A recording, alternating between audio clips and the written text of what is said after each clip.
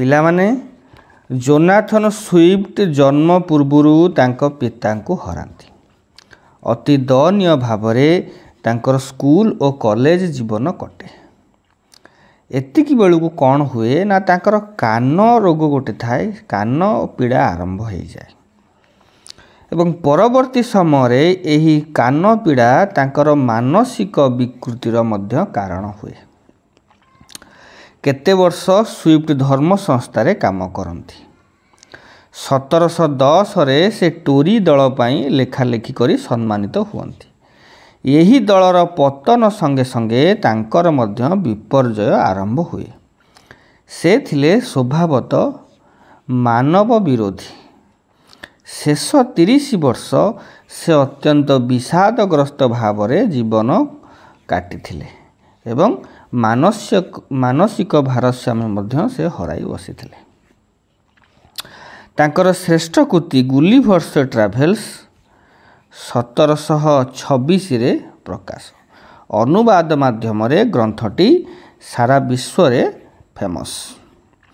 ଏଥିରେ ରୂପକ, ରୂପକଥା ଓ ଭ୍ରମଣ କାହାଣୀର ଅପୂର୍ବ ସମନ୍ୱୟ ଘଟିଛି। ତା ସହିତ ମଣିଷର ସମାଜ ଓ ସଂସ୍କୃତି ପ୍ରତି ପ୍ରଚ୍ଛନ୍ନ ବ୍ୟଙ୍ଗ ଏହାକୁ ଏକ ଅତୁଳନୀୟ ସୃଷ୍ଟିରେ ପରିଣତ କରିଛି। ଉଭୟ ବୟସ୍କ ଓ କିଶୋର ଉଭୟ ଶ୍ରେଣୀର ପାଠକମାନଙ୍କ ପାଇଁ ଏହା ଆକର୍ଷଣର କେନ୍ଦ୍ରବିନ୍ଦୁ। ଗୁଲିଭରର ଭ୍ରମଣ କାହାଣୀକୁ 4 ଭାଗରେ ବିଭକ୍ତ କରାଯାଇଛି। ଏଥିରେ ଯଥାକ୍ରମେ ଲିଲିପୁଟ, ବ୍ରମ୍‌ଡିଙ୍ଗ୍‌ନାଗ, ଲ୍ୟାପୁଟା ଓ ହୁଇନିମ୍ ଦେଶର କାଳ୍ପନିକ ଭ୍ରମଣ ଅନୁଭୂତି ବର୍ଣ୍ଣନା କରାଯାଇଛି।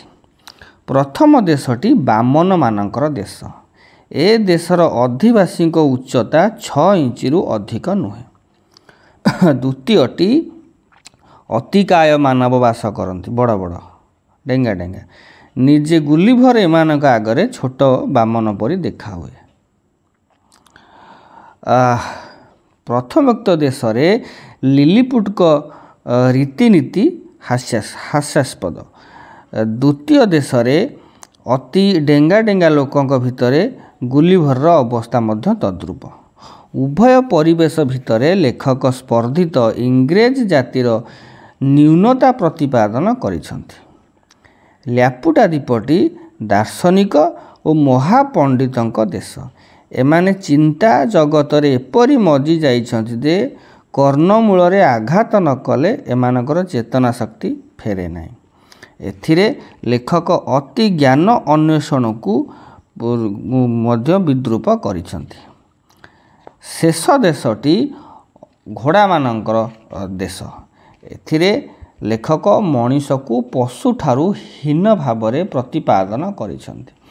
ଏହି ସମସ୍ତ ପରିକଳ୍ପନା ଭିତରେ ଯୋନାଥନ ସ୍ୱିଫ୍ଟଙ୍କର ତୀବ୍ର ମାନବ ବିରୋଧୀ ବା ମାନବ ବିଦ୍ୱେଷ ପ୍ରକାଶ ପାଇଛି। ତେଣୁ ସ୍ୱିଫ୍ଟ ଇଂଲିଶ ଲିଟରେଚରର ଜଣେ ଶ୍ରେଷ୍ଠ ବ୍ୟଙ୍ଗ ଶିଳ୍ପୀ।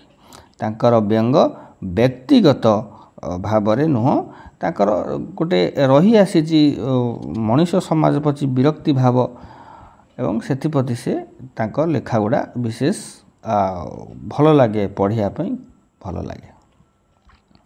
ପିଲାମାନେ ଆଜି ପାଇଁ ଏତିକି। ପୁଣି ଦେଖା ହେବ ନେକ୍ସଟ କ୍ଲାସ୍ରେ। ରହୁଛି। Have a good day.